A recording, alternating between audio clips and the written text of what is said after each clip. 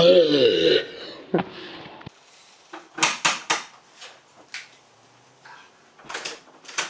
Connect. Oh, dude, what a trip. Yeah, how was it? It was long, but it was fun. What are you up to? Just playing a bit of Black Ops, just a bit of team deathmatch. I'm just halfway through a map. Can I just finish this one off? Yeah, go for it. Friendly spy plane inbound.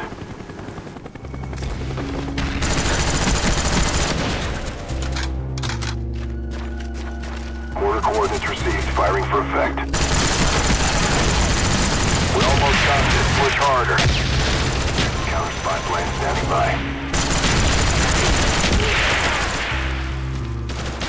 Ready to jam enemy radar. Counter spy plane up. They're blind. Man down!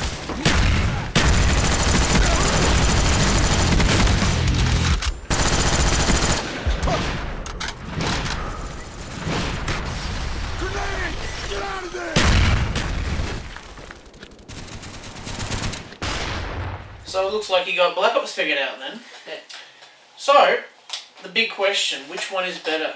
Black Ops or Battlefield Bad Company 2? I've got to say Bad Company 2 takes it. What's that? It's down to the engine that they've used. Like, the physics are better, the environment's more interactive, there's destruction, and like, Black Ops might look a little bit better, but it's nowhere near as interactive as an environment in Battlefield. And yeah, I think like DICE just did a really good job with the Frostbite engine. Yeah, no, I've got another game here by DICE. Ah, Mirror's Edge. Yes, great game. So let's have a look, eh?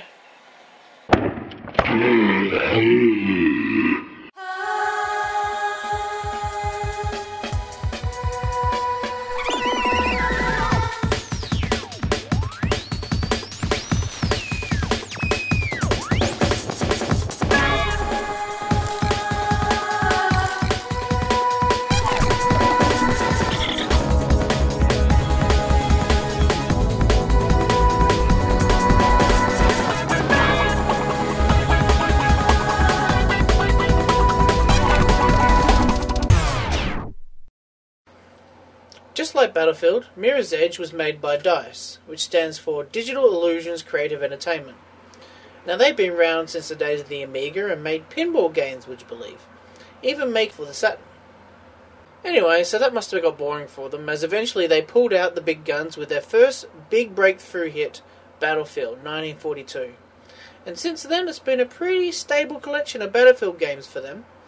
But DICE do actually mix it up occasionally with games like Midtown Madness 3, which was a lot of fun, and of course, Mirror's Edge.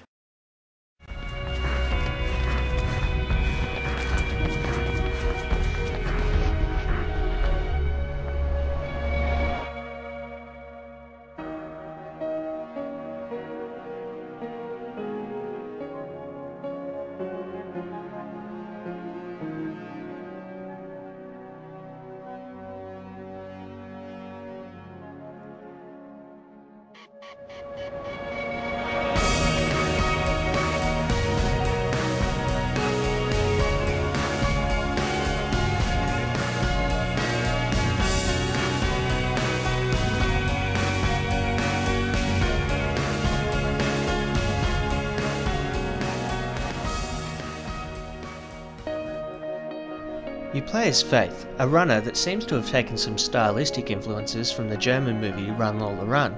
She has a knack for parkour, so when you're running it's not just like a marathon, which could get old pretty quickly.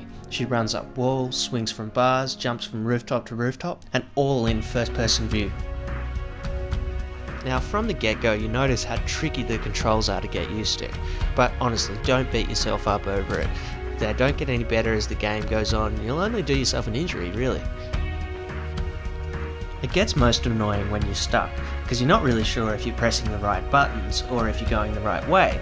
Yes, it works if you get the timing perfect, but if not, and you get lost, you panic and chaos ensues. But what the game lacks in controls, it tries to make up with excitement.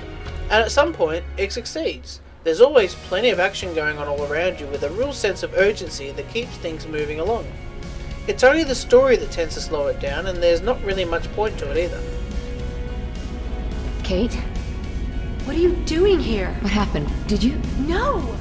You don't recognize him? Should I? It's Robert. Robert Pope, friend of Dad's. Shit, that bug. He called me.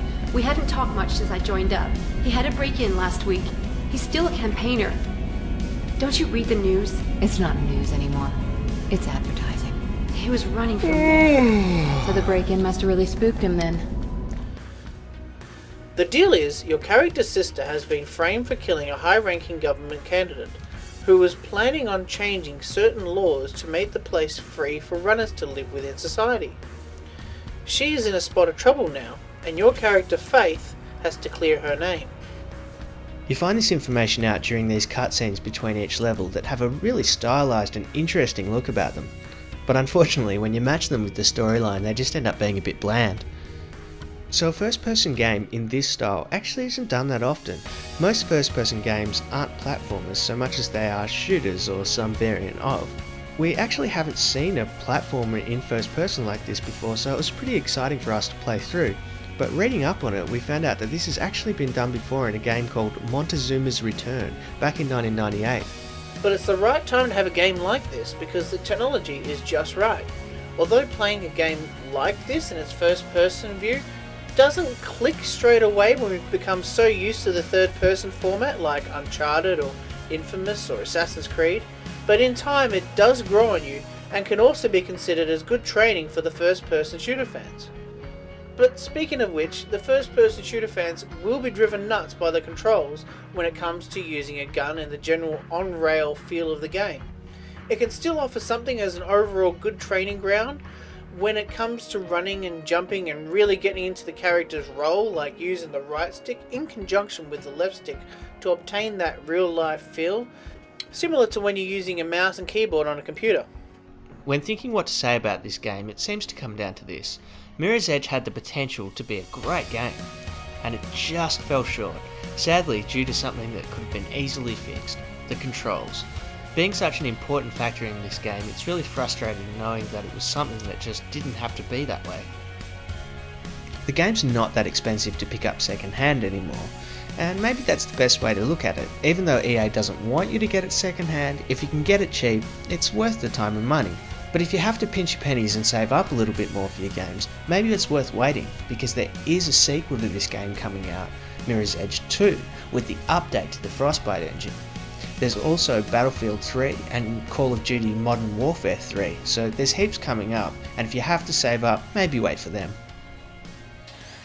So that was Mirror's Edge. I mean, for a game that appears pretty open, it is fairly linear, and you get the feeling that you'd probably take a lot of the same paths if you played it the second time through. But I did really enjoy it. The controls were frustrating, but overall it's a good game, and it's a good one to have in your collection. And for those of you who are looking to get your hands on a copy of this, well, you've come to the right video because we're giving away one. Those of you who can guess how many times Tommy has been in an episode of Strictly Sig. Yeah. So we've got a couple of rules to this. We're only going to permit one guess. The guesses have to come through the mail on the page. They're not posted in the comments. And as soon as someone wins, we'll let you know, and we'll get the game out to you. Done. And because it's, PS3 is region free, this will work even though it's an Aussie copy. Yeah. So I hope you enjoyed the review of our first real PS3 modern game review. title. Yes. So and see you later. Yeah, catch you later, folks.